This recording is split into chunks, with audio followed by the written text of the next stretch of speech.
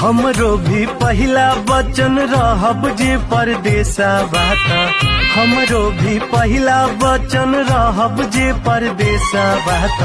करबू ना सवख सिंगार ये प्रिय, करबू ना सवख सिंगार ये प्रिय। जैसे तू कहबा हो वैसे ही रहब हम, जैसे तू कहबा हो वैसे ही रहब हम। मानव कुल कहना तुम्हारे स्वामी, मानव कुल कहना तुम्हारे स्वामी। हमरो भी पहिला वचन रहब जे परदेसा बात।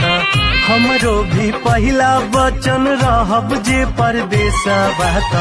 करबू ना सवख सिंगार ये प्रिय,